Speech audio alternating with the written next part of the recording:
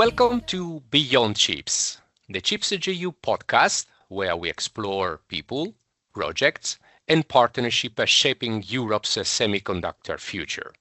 I'm Luciano Gaudio, Head of Communication at Chips Joint Undertaking. And I'm Vasily Paglidou from the communications team. Together, we'll be your hosts as we speak with researchers, innovators, and industry leaders behind the technologies powering Europe's digital and green transition. In every episode, we'll go behind the scene of Chips GU founded projects.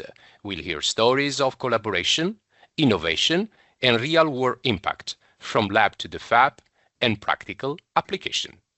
Whether you're part of the Chips JU community or just curious about how semiconductors are quietly transforming everything around us, from farming to mobility, you're in the right place.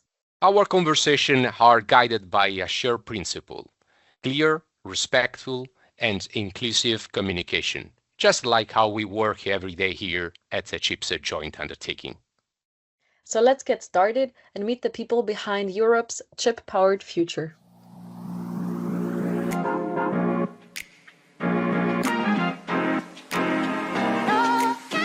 We are here today with Volker Franco Steier from Applause, a project tackling advanced packaging for photonics and electronics.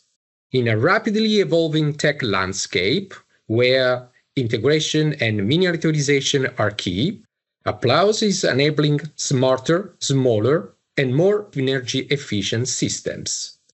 We'll talk about their breakthroughs, the challenges of scaling innovation, and how Chips GU's support helped pave the way.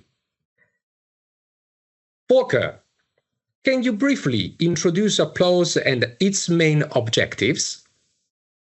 Yeah, for sure. So Applause, the project, was a very, very big European project with many partners. So our role in this case is the role of Osypka.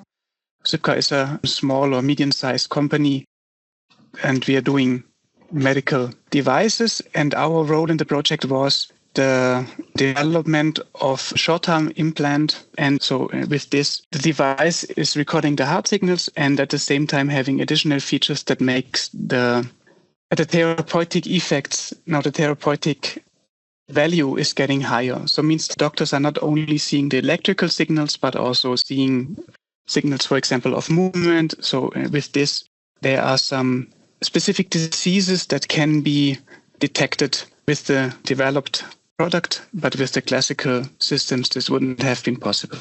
So, Volker, what technology readiness level did your proposal have when you submitted? And how did the Chips GU support help your team move from concept to something bigger, perhaps a prototype? Yeah, so I think when we started the project, we have been on technology level around 3, so quite in the early beginning. And I think during the project, we developed to technology readiness of 5, means that we had some advantages, but we are still very far from putting the product into the market. So we could definitely improve. We could test some designs. We could see some possibilities, concepts, how to reach the final aim. But as we are making products for medical devices, it's a very complex. It means we need to consider corrosion. We need to consider biocompatibility. And these are very often not so easy to combine with the pure technology developments that the companies who develop the technology itself can provide.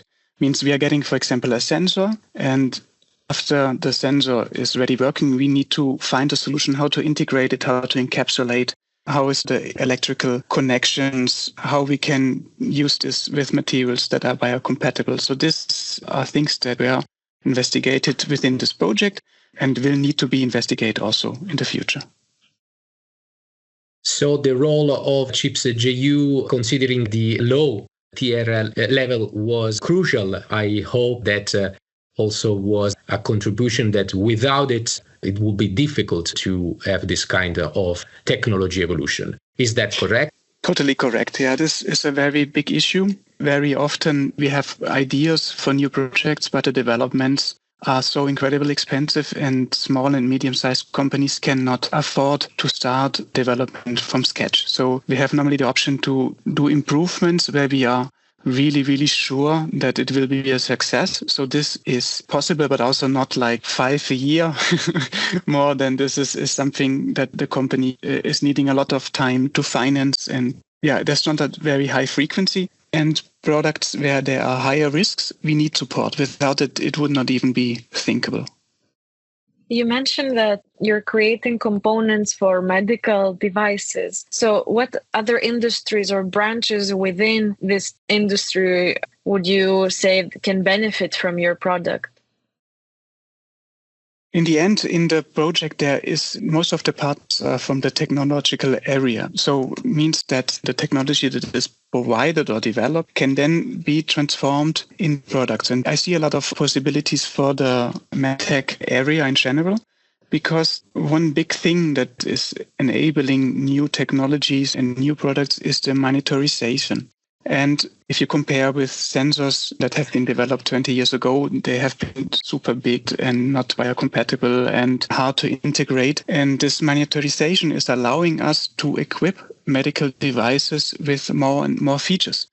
So something that in the past was mainly just a wire to measure some signals, nowadays can be equipped with sensors that can measure, for example, different relevant medical values. For example, the amount of oxygen, the movement of the heart, or there's plenty of possibilities. This means that you can get more information during the procedure or during the use of the device.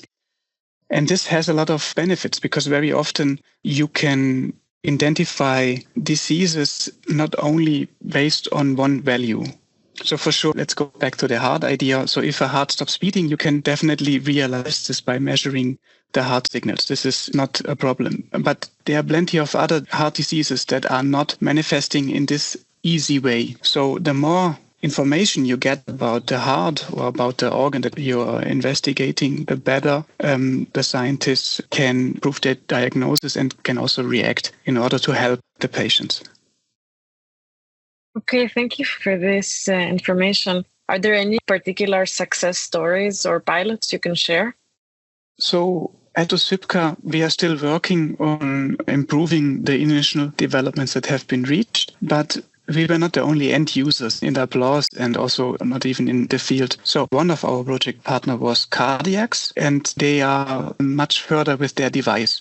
Volker, ChipsGU funded projects imply collaboration, synergies, and so on and so forth. There were some lessons learned working across such interdisciplinary projects and team members. Yes. So for us, these big consortium projects always have a lot of benefit. It's also not the first one that we are doing.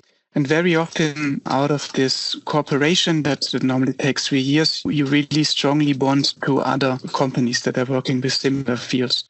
So it wouldn't be the first time that after such a project, we are having a new business partner, that we are having partners for new research projects. And the consortium work is also very, very important, also for our future business.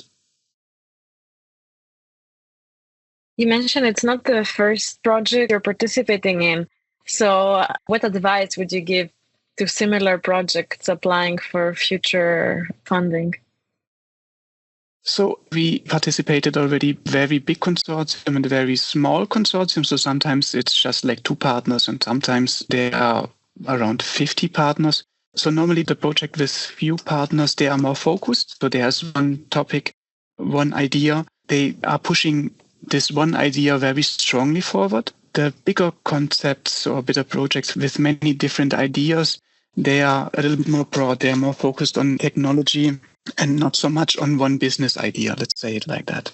I have the feeling that when the projects are getting too big, when there are more than 20, more than 30 partners, it's getting a little bit too confusing. So many partners don't know what the others are doing. It's unclear what are the role in the consortium. In this case, there's definitely a need for a big project management that is trying to integrate the others. I think until more or less 20 participants, it is possible to manage without one partner that is only doing that. So with this amount of around 20, everyone knows what the other one is doing. There is still some diversity, there are still different focus, but it's easy to understand. When there are too many partners, then you just got lost. Volker, I understand that applause is a step towards something bigger. So what are the next steps, according to you, for the results of coming out from this project? And what could be the following path of applause? Yeah, this is a good question. I think I need to answer this in two different ways. So there is something like OSUPCA strategy, and there's something that is more directed to the project consortium of applause and the entire activities that have been happening there. So for OSUPCA, I would say that we are trying to improve the work that have been done in a way that we are trying to get an application that is more close to a real medical application. So really helping the doctors to improve their diagnosis. This is what is our focus.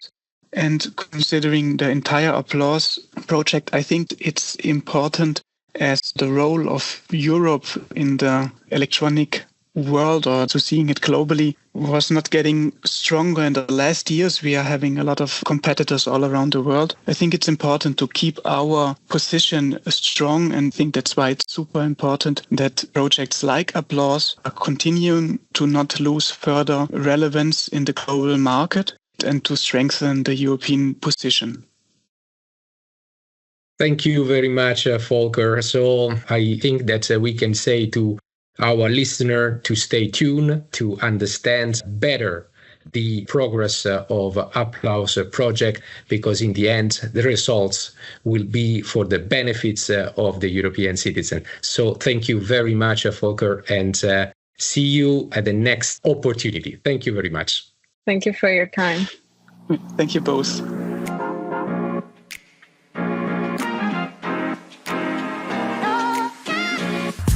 Thank you.